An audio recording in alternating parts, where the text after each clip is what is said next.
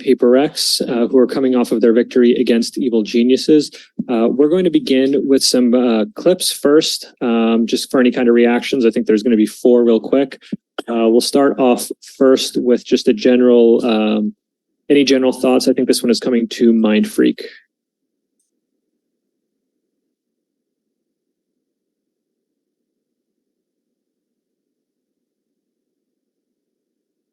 Any kind of feedback or thoughts on that one? You guys aren't getting audio, are you? No, we are. No, there's no. This is a question from This is a question for me or? Yeah. Any thoughts on this clip, or do you guys just want to go to the next one?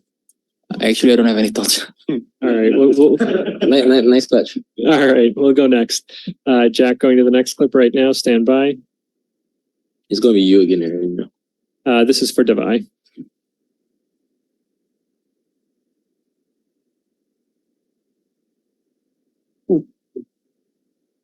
Anything going on the comms channel at that time? I think this round is definitely a performance booster, you know. So I think this round is much needed for me, I would say, because I wasn't having a good game, I would say. So yeah, I mean, definitely good. All right, thank you. We're going to go to the in-house media questions next. Thank you so much. Scott, if you want to kick us off. Hi, everyone. Congratulations on the win today. Scott Robinson from .esports. Alex, my question is for you. For the most part, teams that start off with a 2-map veto advantage have come out on top, but as you're well aware of, sometimes it doesn't go that well. You guys have to come back from a 2-0 deficit in your match against DRX at VCT Pacific. How much do you value this advantage, but how do you avoid getting off to a slow start versus whoever you play on Saturday? I mean, it's a huge advantage, I think. The real problem is we're slow starting in every map right now. I don't know, we have to figure it out. I really don't know. At this point, I am not sure. Just got to win a pistol. Thank you. Pedro, if you want to go next. Pedro Romero, Blix GG. First off, congrats on reaching grand finals. Thank you. A very good, very massive achievement for this team. Considering the year before, you guys were not able to crack playoffs. And so my question goes out to everybody. Your thoughts on reaching grand finals and peaking at the right time after going through various obstacles along the way. What's the feeling like right now? Yeah. Since it's my first international grand final, so I feel amazing. That's it. I think we just want to make sure that we play a good game on the finals. The Copenhagen finals, for us, it's one of those that we feel like we have won. So it's just nice to have another opportunity for us to try again. Thank you. We'll go with a pre-submitted question next. This is coming from MGX Meister, Lawrence. Alex, it's coming for you.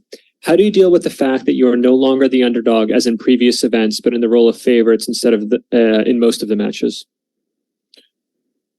We try not to think about that usually. I think we go into every game the same, just give full respect to the opponent, and then just play our game. I mean, it's the same for every game. We do the same routine, we prepare the same way, and we have the same approach.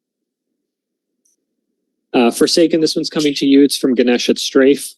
Now you are in the finals. Which team do you see making the lower bracket run to face you in the grand finals? I think it's gotta be Fnatic because I think I'm still thinking they're the best team in the world now. So yeah, I think it's Fnatic. We'll go to Brandon next. Hi, Brandon from esports.gg. This one will go to Jing. A lot of people are calling this kind of the last hurrah for this version of Paper X with you having to leave for your military service. I just would like to ask you, what are the emotions that you and maybe everyone else on the team are feeling right now, knowing that, your last chance with the team is going to be in the grand final of a championship tournament? I mean, I think we try not to think about that too much. We just focus on this tournament right now. And I mean, we're just enjoying the ride, I guess. I mean, if we win, we win. If we lose, we lose. As long as everyone is happy, I'm happy. Just want to have a happy tournament. I mean, we have already exceeded our expectations and we're in grand final. So honestly, for me, it doesn't matter if we win or lose. I just want everyone to have fun and be happy and just enjoy ourselves, I guess. Thank you. We'll go to a remote question. This is coming from the VALORANT competitive community. Mind Freak, it's coming to you. How's your back condition after carrying Pearl? I don't know how am I supposed to answer this, but Say good. I mean, no, I mean we win as a team, so doesn't really matter. I think. All right. Declan, we'll come to you next. Hi, Declan from Dexerta. My question's for Alex. I was just wondering if qualifying for grand finals for you feels at all validating based on kind of how poorly you guys started the season, and especially since I think after lock-in and kind of in the beginning of VCT Pacific, you seem kind of not lost, but not really kind of convinced that your style of play is really going to translate well into the meta for the season. I mean, we're in it for the long haul, I think. I think we've learned a lot over the season, you know. Validation-wise, I mean, I'm just happy we're here. Yeah, more than anything else. More than anything else. Thank you. Go ahead, Lisa. Hi, my name is Elisa from The Spike. This is a question for Alex. We get to see a lot of your emotions, your range of emotions on the screen, but we don't really get to hear what you're saying or what you're thinking. I was just curious during the frustrating parts or the high pressure parts, what is going through your mind? How are you feeling during those times? I mean, I emote immediately as soon as I see something go wrong. But after that, I try to make sure that I write down something that I can correct, you know. Maybe not correct, but like just thoughts that we need to do. It's usually very vulgar. That's why you don't hear anything. But yeah, they don't hear it, so it's good. You know? Thank you. This next question is coming to you from the VALORANT Discord community. Did the knife on bind help you and your team's mentality to get back on track? Of course, yes. All people just to say, let's go knife him, and I did it. That's it. Go ahead. Hello, I'm Adam from OGS Media. I have a question for Aaron. How do you feel against EG after winning against EG? And are the result as your expectation for Aaron? And can you say something for your Indonesian fans? I mean, we feel great and relieved, but I think no one expected that comeback. We don't even know like what's the score when we pulled the comeback. I think it was 6-11, and personally for me, I don't even realize it that we lost like 6-11. And then, what's the second question again? Sepatah dua patah kata buat fans lo di Indonesia. Oh yeah, is it gonna be indoor or English? Indo, maybe. Makasih semuanya yang udah nonton walaupun ini sekarang jam 6 pagi, jam 7 pagi, but you guys still wake up and watch us.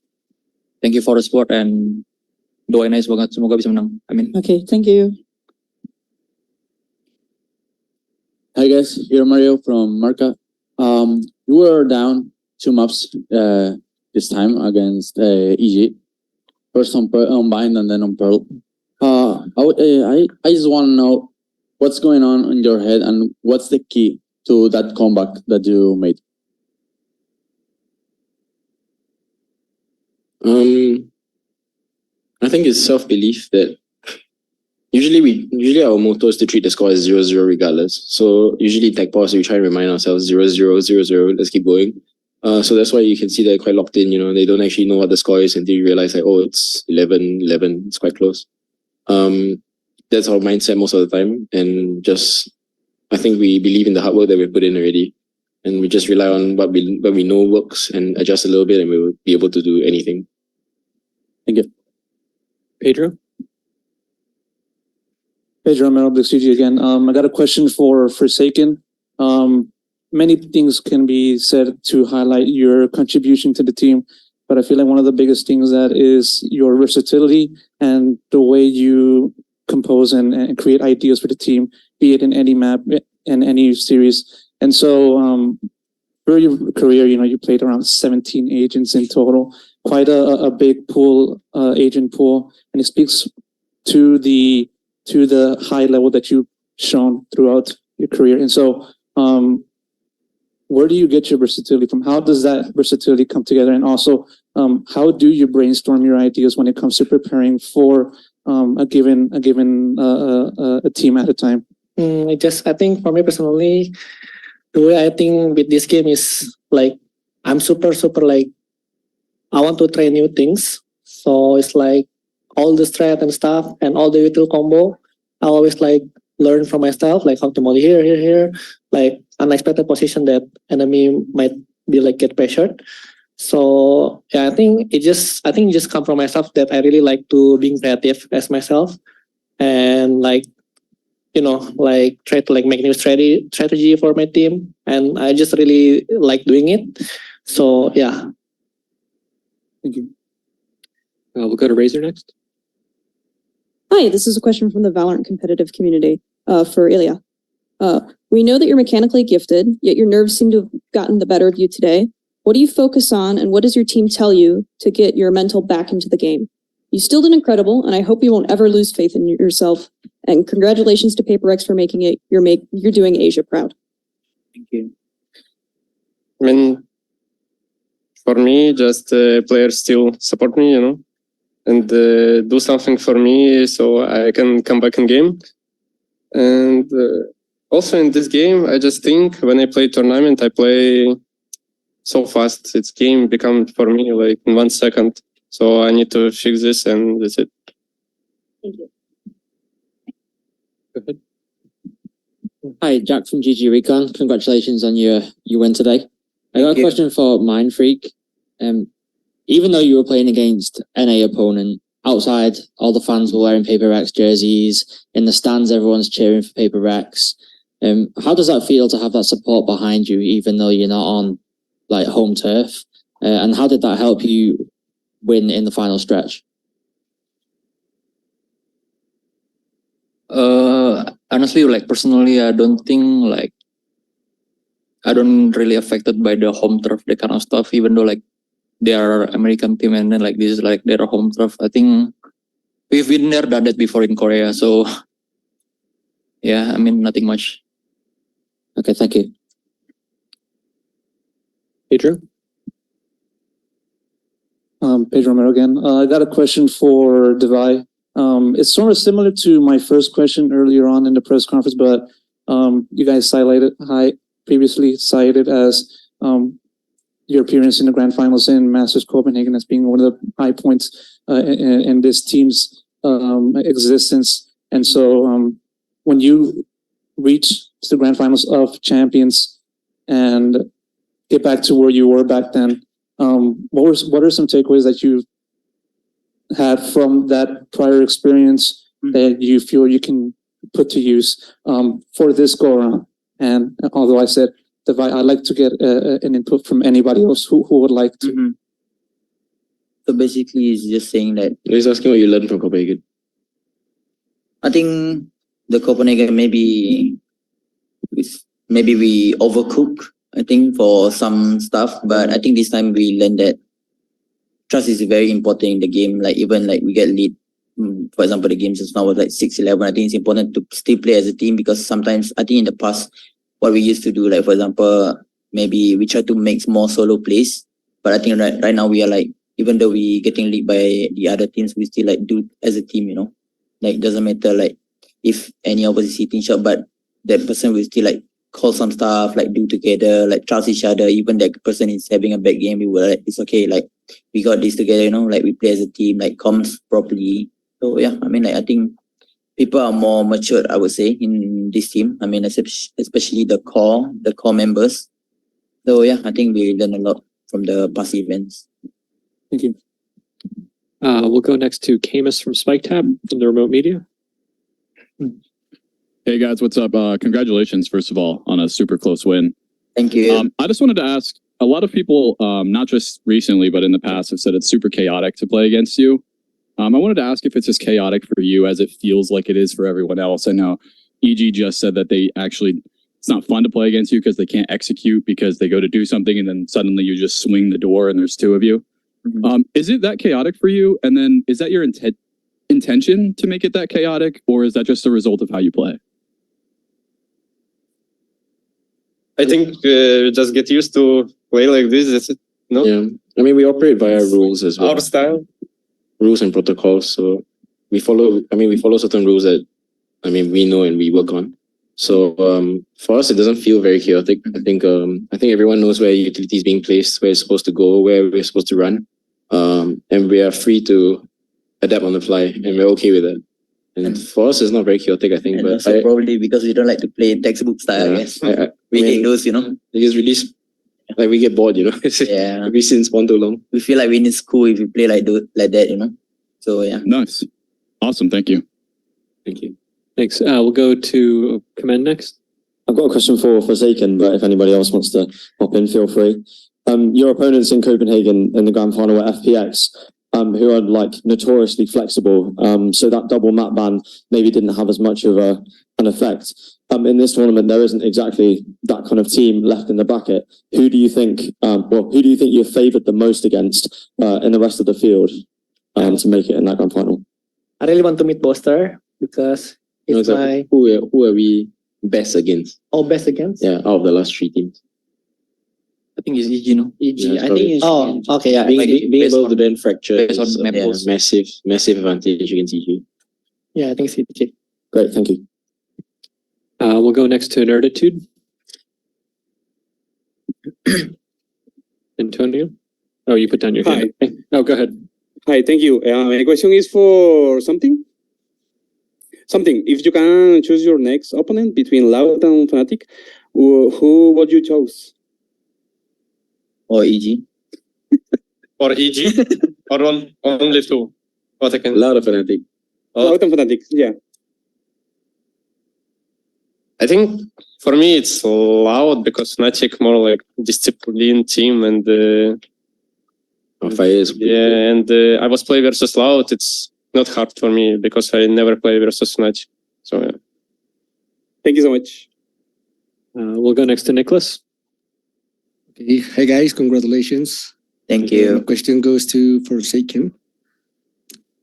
It was a game with a lot of tension, a lot of teabags, you know. Yeah. How did you feel in the last round at Pearl? I mean, I don't know, we just like debating just for fun, you know, like to bring the mood back and stuff because they're the villain, right? So we just like toxic them as well, you know. But yeah, I think it's part of the entertaining, right? And we just like play for fun and stuff. So yeah. Good. We'll do T-back for all Asian players. For China. Yeah, for China. Yeah.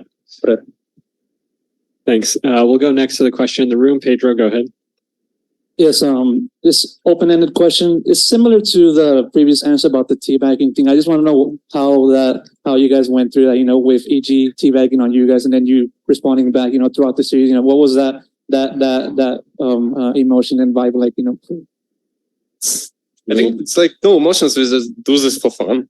Actually, we got warning for teabagging. Yeah, we got warning for doing things. Yeah, but honestly, I don't really like it. Like when they teabag because you get carried away, and I usually like tell them off in practice if they start doing this. But I guess because EG doesn't mind, why not? Right? Thank you. We'll go next to Ganesh at Strafe. Yeah, this is for Alex. On Bind and on Pearl, the maps you won, you had to come back from a not significant, but a disadvantage. Would that be talked about before your next series? Would that be something you would want to improve upon that you don't get into those situations? For sure. I mean, we review all the games anyway, so having to come back is usually not a good sign. That like in terms of like map pool strength, I think we have a pistol run problem right now. We need to solve that. Yeah. I mean, I wouldn't say it's a problem, but they were just making some really bad errors and it's costing us like push rounds and it makes it really hard for the game to like get a feel of the game. So that's actually the thing we want to address the most. Maybe we need to find a team to like just play 30 rounds of pistol or something with, you know. Who knows? Yep. Thank you. Thanks. We'll go to Rohan. Hey guys, congrats on the win. This Thank you. question sort of related to the last one, but I know Forsaken said in today where he was like, we have a slow start usually where the first map we're still slow to start and then we come back later. Even today, even on Pearl, you guys were trailing by like 6 or 7 rounds and then you came back and you went to overtime. So what what's the team mentality, or like what do you guys actually? Is it Alex, or is like someone who motivates the team when it comes to these pressure rounds? Yeah. I mean, we always start slow. I don't know why, and we have to fix it. But I think on the third map, we managed to come back. It's because that we don't really think about the score that much. We just like always calming all the time. We just like trust each other. Everyone all make decision, and we always just like trust them and try to play the game as well. Not like get tilted, I think. So I think the reason why we managed to pull a comeback, I think because we also believe in ourselves. So yeah. And maybe like having Ting in your team is very like, I mean, he's a bundle of positivity. You know? So usually like it's very easy to feed off his positive energy. Thank you. And we'll take one final question from the room. Hi, this is a question from the VALORANT competitive community. Jason, we know that your brother Accurate is a legend in Asian CSGO. Did he teach you something about being this resilient in close games? And what's your relationship with your brother like, with you both being from tac shooters? Yeah, my brother, I think Legend in CS. yeah, he's a legend in CS too. Are you a legend? And you? I mean, yeah, I mean, we have a good relationship, and I think now my brother see me that I'm in this like job in Valorant. I think he's really proud of me, and he teach me a lot of stuff as well in Valorant. He motivate me that not to like overthink, not to like overthinking stuff before this even tournament. He texts me that just focus and play your game, and I really appreciate it, and yeah, really good. Thank you. Thank you. This will conclude the press conference with PRX. Thank you so much for taking the time. Thank you. Thank you, everyone. Thank you.